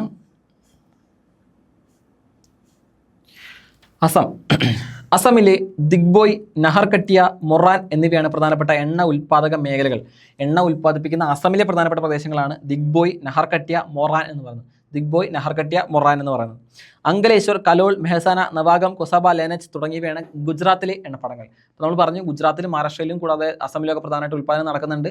അങ്ങനെയാണെങ്കിൽ എണ്ണ ഉൽപ്പാദന മേഖലകളിൽ പ്രധാനമായിട്ടും അസമിലുള്ളവയാണ് ദിഗ്ബോയ്, നഹർകട്ടിയ, മൊറാൻ എന്ന് പറയുന്നത്. ദിഗ്ബോയ്, നഹർകട്ടിയ, മൊറാൻ എന്ന് പറയുന്നത്. ഇനി കൂടാതെ ഗുജറാത്തിൽ നോക്കുകയാണെങ്കിൽ ഗുജറാത്തിലെ അങ്കലേശ്വർ, കലോൾ, മോസാന, നവാഗം, കൊസാംബോ, ലെനച്ച് എന്നീ പറയുന്ന പ്രദേശങ്ങളിലാണ് പ്രധാനമായിട്ടും ഗുജറാത്തിൽ നടക്കുന്നത്, പ്രൊഡക്ഷൻ എണ്ണപ്പാടം നടക്കുന്നത്. 1973 മുംബൈയിൽ നിന്നും 160 കിലോമീറ്റർ മാറി മുംബൈ ഹൈ പുറംകടൽ എണ്ണപ്പാടം കണ്ടെത്തുകയും 1976 ഇതിന്റെ ഉൽപ്പാദനം ആരംഭിക്കുകയും ചെയ്തു. മുംബൈ ഹൈയുടെ ഒരു ഹിസ്റ്ററിയാണ് പറയുന്നത്. 73 മുംബൈയിൽ നിന്ന് 160 കിലോമീറ്ററോളം മാറിയിട്ടാണ് ഈ മുംബൈ ഹൈ പുറംകടൽ എണ്ണപ്പാടം കണ്ടെത്തിയത്. അവിടെ നിന്ന് പിന്നീട് ഉൽപ്പാദനം തുടങ്ങി. 76 എന്ത് ചെയ്തു, ഉൽപ്പാദനം സ്റ്റാർട്ട് ചെയ്തുള്ള കാര്യം മനസ്സിലാക്കുക. ഇനി പൂർവ്വതീരം നോക്കുകയാണെങ്കിൽ പൂർവ്വതീരം എന്ന് പറയുന്നത് എന്താണ്, ഈസ്റ്റ് കോസ്റ്റ്. കൃഷ്ണ, ഗോദാവരി, കാവേരി തടങ്ങളിൽ, KG ഡെൽറ്റ എന്നൊക്കെ നമ്മൾ പറയാറുണ്ട്. കൃഷ്ണ, ഗോദാവരി, കാവേരി തടങ്ങളിലും അവിടെ നടത്തിയ പര്യവേക്ഷണങ്ങളിലൂടെ എണ്ണ പ്രകൃതിവാതക സാന്നിധ്യം കണ്ടെത്തിയിരുന്നു. കൂടാതെ ഇന്ത്യയിൽ 2 തരത്തിലുള്ള എണ്ണ ശുദ്ധീകരണശാലകളാണ് ഉള്ളത്. എണ്ണപ്പാടം അടിസ്ഥാനമാക്കിയുള്ളതും കമ്പോള അടിസ്ഥാനത്തിലുള്ളതും. എണ്ണപ്പാടം അടിസ്ഥാനമാക്കി എന്ന് പറയുന്നത് എന്താണ്, എണ്ണ ശുദ്ധീകരണശാലയ്ക്ക് ഉദാഹരണമാണ് ദിഗ്ബോയ് എന്ന് പറയുന്നത്. അപ്പോൾ എണ്ണപ്പാടം അടിസ്ഥാനമാക്കിയാണെങ്കിൽ അതിൻ്റെ ഫാക്ടറി, അതിനെ പ്രോസസ് ചെയ്യുന്നതൊക്കെ എവിടെയായിരിക്കും, അത് ഉണ്ടാക്കുന്ന സ്ഥലത്തിനോട് ചേർന്നായിരിക്കും എന്നുള്ള കാര്യം മനസ്സിലാക്കുക. അത് എണ്ണപ്പാടത്തിന് അടിസ്ഥാനപ്പെടുത്തിയിട്ട് പ്രധാനമായിട്ട് ഉണ്ടാവുക, ആ ഒരു ജോലി ഈസി ആക്കാൻ വേണ്ടിയാണ് ഉണ്ടാവുക. കമ്പോള അടിസ്ഥാനത്തിലുള്ള എണ്ണ ശുദ്ധീകരണശാലയ്ക്ക് ഉദാഹരണമാണ് ബറൗണി. കമ്പോള പ്രാധാന്യം കൊടുക്കുന്നത് എങ്ങനെയാണ്, കമ്പോളത്തിനടുത്ത് സ്ഥാപിക്കും. അപ്പം എവിടെയാണോ നമ്മൾ ഇത് ഓറാക്കി എടുക്കുന്നത് അല്ലെങ്കിൽ പെട്രോളിയം എടുക്കുന്നത് എന്നുള്ള ലൊക്കേഷനിൽ റെലവൻസ് ഇല്ല, അവിടെ നിന്ന് ട്രാൻസ്പോർട്ട് ചെയ്തുകൊണ്ട് എവിടെ വരും, ടൗണിനടുത്തേക്കുള്ള മാർക്കറ്റിന് തൊട്ടടുത്തേക്കുള്ള ഒരു സ്ഥാപനത്തിലേക്ക് കൊണ്ടുവരുന്നു. അവിടെ വെച്ചാണ് റിഫൈൻ ചെയ്യുന്നത്. അവിടെ നിന്ന് പെട്ടെന്ന് എന്ത് ചെയ്യുന്നു, ട്രാൻസ്പോർട്ടേഷൻ നടത്താനായിട്ട് സാധിക്കുന്നു. പ്രധാനമായിട്ടുള്ള മാപ്പുകൾ നോക്കിയാൽ നിങ്ങൾക്ക് മനസ്സിലാവും ഏതൊക്കെ പ്രദേശങ്ങളാണ് ഈ ഒരു കാര്യം വന്നിട്ടുള്ളത് എന്നൊക്കെ നമുക്ക് കണ്ടു കഴിഞ്ഞാൽ മനസ്സിലാവും. ഇനി അടുത്തായിട്ട് നമ്മൾ പറയുന്നത്, ഇതിൻ്റെ കൂടെ പറയേണ്ട ഒരു കാര്യമാണ് പ്രകൃതിവാതകം അഥവാ നാച്ചുറൽ ഗ്യാസ് എന്ന് പറയുന്നത്. പ്രകൃതിവാതകം അഥവാ നാച്ചുറൽ ഗ്യാസ് എന്ന് പറയുന്നത് പ്രകൃതിവാതകത്തിൻ്റെ ഗതാഗതത്തിനും വിപണനത്തിനുമുള്ള ഒരു പൊതുമേഖലാ സംരംഭമായിട്ട് 1984 the gas authority of India limited സ്ഥാപിച്ചു. ഗെയിൽ സ്ഥാപിച്ചു. എന്താണ്, gas authority of India limited സ്ഥാപിച്ചു. എല്ലാ എണ്ണപ്പാടങ്ങളിൽ നിന്നും പെട്രോളിയത്തോടൊപ്പം പ്രകൃതിവാതകം ലഭിക്കാറുണ്ട്. എല്ലാ എണ്ണപ്പാടങ്ങളിലും പെട്രോളിയത്തോടൊപ്പം ലഭിക്കുന്നതാണ് പ്രകൃതിവാതകം എന്ന് പറയുന്നത്. ഇന്ത്യയുടെ പൂർവ്വതീരം എന്ന് പറയുന്നതാണ് ഈസ്റ്റ് കോസ്റ്റ്. നമ്മൾ പറഞ്ഞു അവിടെ തമിഴ്നാട്, ഒഡീഷ, ആന്ധ്ര ഉള്ളത്. കൂടാതെ ത്രിപുര, രാജസ്ഥാൻ എന്നീ സംസ്ഥാനങ്ങളിലും ഗുജറാത്ത്, മഹാരാഷ്ട്ര തീരങ്ങൾക്ക് സമീപമുള്ള പുറംകടൽ കിണറുകളിലും പ്രകൃതിവാതക നിക്ഷേപം മാത്രമായിട്ട് കണ്ടെത്തിയിട്ടുണ്ട്. പ്രധാനമായിട്ടും ഇന്ത്യയിൽ പ്രകൃതിവാതകം കണ്ടെത്തിയിരുന്ന സ്ഥലങ്ങളാണ് പൂർവ്വതീരം അഥവാ ഒഡീഷ, തമിഴ്നാട്, ആന്ധ്ര പോലത്തെ പ്രദേശങ്ങൾ, കൂടാതെ ത്രിപുര, രാജസ്ഥാൻ സംസ്ഥാനങ്ങൾ. ഇതുകൂടാതെ ഗുജറാത്ത്, മഹാരാഷ്ട്ര തീരങ്ങൾക്ക് സമീപമുള്ള പുറംകടൽ കിണറുകളിൽ പ്രകൃതിവാതകം നിക്ഷേപം മാത്രമായിട്ട് നമുക്ക് കണ്ടെത്താനായിട്ട് കഴിഞ്ഞിട്ടുണ്ട്. ഇനി നമ്മൾ പഠിക്കാൻ പോകുന്നത് ആണവ ധാതുക്കളെ പറ്റിയിട്ടാണ്. ഇതും ഇപ്പോൾ ഉണ്ടല്ലോ, ഇപ്പോൾ നമ്മൾ ഇറാനുമായിട്ട് ബന്ധപ്പെട്ട എഗ്രിമെൻറ്റ്, ഇപ്പോൾ JCPOA എഗ്രിമെൻ്റ് ഒക്കെ പണ്ട് സൈൻ ചെയ്തു. അത് പിന്നെ ട്രംപ് വന്നപ്പോൾ അത് വെട്ടിമുറിച്ചു, ഇതല്ല വേണ്ടതെന്നൊക്കെ പറഞ്ഞു. അത്തരം കോലാഹലങ്ങളോടൊക്കെ നടന്നു പോയിക്കൊണ്ടിരിക്കുന്ന സമയമാണ്. ഇപ്പോൾ ആണവ ധാതുക്കൾ എന്തിന്, ആണവം ന്യൂക്ലിയർ എൻറിച്ച്മെൻറ്റ് ചെയ്യുന്നുണ്ട്. അതിൽ 4% ഉണ്ട്, 10% ഉണ്ട്. അപ്പോൾ ഓരോരോ ഇതുപോലെയാണ്. അപ്പോൾ 90% ഇതിനെ എൻറിച്ച് ചെയ്ത് കഴിഞ്ഞാൽ മാത്രമേ ഇത് ന്യൂക്ലിയർ വെപ്പൺസ് ആയിട്ട് യൂസ് ചെയ്യാൻ പറ്റുള്ളൂ. അപ്പോൾ ഇതൊന്നും അല്ലാതെ എന്തിനാ പല മെഡിക്കൽ യൂസേജുകൾക്കോ അല്ലെങ്കിൽ പവർ പ്രൊഡക്ഷനൊക്കെ നമുക്ക് ആണവം യൂസ് ചെയ്യാൻ പറ്റുന്നുണ്ട്. അപ്പോൾ ഇതിന് വേണ്ടിയിട്ട് പ്രധാനമായിട്ട് ഉപയോഗിക്കുന്ന റിസോഴ്സുകളെ പറ്റിയിട്ട് നമ്മൾ പറയാൻ പോകുന്നത്. അപ്പോൾ ആണവ ധാതുക്കൾ അഥവാ ന്യൂക്ലിയർ ആയിട്ടം മിനറൽസ് എന്ന് പറയും. യുറേനിയം, തോറിയം എന്നിവയാണ് പ്രധാനമായിട്ടും നമ്മൾ ആണവ ധാതുക്കളായിട്ട് കൺസിഡർ ചെയ്യുന്നത്. ഏതൊക്കെയാണ്? യുറേനിയവും തോറിയവും. ജാർഖണ്ഡ്, രാജസ്ഥാൻ, മഹാരാഷ്ട്ര സംസ്ഥാനങ്ങളായിട്ട് സമ്പന്നമായിട്ടുള്ള യുറേനിയം നിക്ഷേപമുണ്ട്. അപ്പോൾ ഏറ്റവും കൂടുതൽ ഈ യുറേനിയം ഉള്ളത് എവിടെയാണ്? ജാർഖണ്ഡ്, രാജസ്ഥാൻ, മഹാരാഷ്ട്ര പ്രദേശങ്ങളാണ്. ജാർഖണ്ഡ്, രാജസ്ഥാൻ, മഹാരാഷ്ട്ര പ്രദേശങ്ങളാണ് പ്രധാനമായിട്ടും ആണവ ധാതുക്കൾ കണ്ടുവരുന്നത്. കേരളം, തമിഴ്നാട് തുടങ്ങിയ സംസ്ഥാനങ്ങളിലെ തീരദേശ മണലിൽ കാണുന്ന മൊണാസൈറ്റ്, ഇൽമനൈറ്റ് എന്നീ ധാതുക്കളിൽ നിന്നും തോറിയം ഉൽപ്പാദിപ്പിക്കുന്നു. ഇന്ത്യയിൽ തോറിയം ഉൽപ്പാദിപ്പിക്കാൻ പറ്റിയ ഏറ്റവും വലിയ സോഴ്സുകളിലൊന്നാണ് കേരളത്തിലുള്ളത്. ഏതാണ്? മൊണാസൈറ്റും ഇൽമനൈറ്റും ഉൽപ്പാദിപ്പിക്കാൻ പറ്റും. മൊണാസൈറ്റും ഇൽമനൈറ്റും ഉൽപ്പാദിപ്പിക്കാനായിട്ട് സാധിക്കുന്നു. കേരളം, തമിഴ്നാട് തുടങ്ങിയ പ്രദേശങ്ങളിലെ തീരമണലിലാണ് ഇത് പ്രധാനമായിട്ടും കാണപ്പെടുന്നത്. ഇന്ത്യയിലെ പ്രധാനപ്പെട്ട ആണവോർജ്ജ നിലയങ്ങളെ പറ്റി നമ്മൾ അവസാനമായിട്ട് പറയാൻ പോകുന്നത്. പ്രധാനമായിട്ട് ഇന്ത്യയിലുള്ള ആണവോർജ്ജ നിലയങ്ങൾ ഇപ്പോൾ ഏകദേശം 20-25ഓളം ആണവ നിലയങ്ങളുണ്ട്. ഏറ്റവും പ്രധാനമായിട്ട് നോക്കുകയാണെങ്കിൽ മഹാരാഷ്ട്രയിലെ താരാപൂർ, രാജസ്ഥാനിലെ റാവത്ബട്ട, തമിഴ്നാട്ടിലെ കൽപ്പാക്കവും കൂടംകുളവും, കർണാടകയിലെ കൈഗ, ഗുജറാത്തിലെ കക്രപ്പാറ, ഉത്തർപ്രദേശിലെ നറോറ. ഇപ്പോൾ 25 പ്രധാനമായിട്ടുള്ള 7 പറ്റി നമ്മൾ പറഞ്ഞത് മഹാരാഷ്ട്രയിലെ താരാപൂർ, രാജസ്ഥാനിലെ റാവത്ബട്ട, തമിഴ്നാട്ടിലെ കൽപ്പാക്കം അഥവാ കൽപ്പാരക്കവും കൂടംകുളവും, കർണാടകത്തിലെ കൈഗ, ഗുജറാത്തിലെ കക്രപ്പാറ, ഉത്തർപ്രദേശിലെ നറോറ. ഇതാണ് പ്രധാനമായിട്ടും ഇന്ത്യയിൽ കണ്ടുവരുന്ന പ്രധാനപ്പെട്ട ആണവോർജ്ജ നിലയങ്ങൾ. ഇതിനൊരു ചെറിയ മാപ്പ് കൊടുത്തിട്ടുണ്ട്, ജസ്റ്റ് ഒന്ന് അനലൈസ് ചെയ്ത് നോക്കാനായിട്ട് ശ്രദ്ധിക്കുക. പ്രധാനമായിട്ട് നമ്മൾ ഇന്ന് പഠിച്ചത് എന്താണ്? നോൺ മെറ്റാലിക് മിനറൽസിനെ പറ്റി പഠിച്ചു, അജൈവമായിട്ടുള്ള കാര്യങ്ങളെ പറ്റിയിട്ട് പഠിച്ചു, പ്രധാനമായിട്ട് ഇതിൻ്റെ എക്സാമ്പിളുകൾ പഠിച്ചു. അപ്പോൾ കുറേ കാര്യങ്ങൾ നമ്മളിന്ന് മനസ്സിലാക്കി. അപ്പോൾ ഈ ഒരു മിനറൽസ് എന്ന് പറയുന്ന ടോപ്പിക്കിൻ്റെ ജോഗ്രഫിയായിട്ട് ഓവർലാപ്പ് ചെയ്ത് വരുന്ന ഏരിയാസ് ഒക്കെ ഓൾമോസ്റ്റ് ഇറർ ആയിട്ടുണ്ട്. ഒരു ക്ലാസ്സോടെ കഴിയുമ്പോൾ ഒരു ജോഗ്രഫി ഓവർലാപ്പിംഗ് പ്രധാനമായിട്ടുള്ള കണ്ടൻസ് ഒക്കെ തീരും. പിന്നെ കുറച്ചും കൂടി എന്താണ് വളരെ റെലവൻ്റ് ആയിട്ടുള്ള ജോഗ്രഫിക്ക് യുണീക്ക് ആയിട്ടുള്ള ഏരിയാസ് ഒഴിച്ച് ബാക്കി എക്കണോമിക്സ് വരുന്ന പ്രദേശം ഫോക്കസ് ചെയ്ത് നമ്മളൊരു ക്ലാസ് അല്ലെങ്കിൽ 2 ക്ലാസ് കൊണ്ട് മൊത്തത്തിൽ തീർക്കുകയാണ്. അപ്പോൾ അതുകൊണ്ടുകൂടി നമ്മുടെ SCRT സീരീസ് കംപ്ലീറ്റ് തീരും. എല്ലാവരും ഇരുന്ന് പഠിക്കാൻ ശ്രദ്ധിക്കുക, കംപ്ലീറ്റ് ആയിട്ട് റിവൈസ് ചെയ്യാനും കൂടെ നോക്കുക. അപ്പോൾ ഇന്നത്തെ ക്ലാസ് അവസാനിക്കുകയാണ്. Thank you.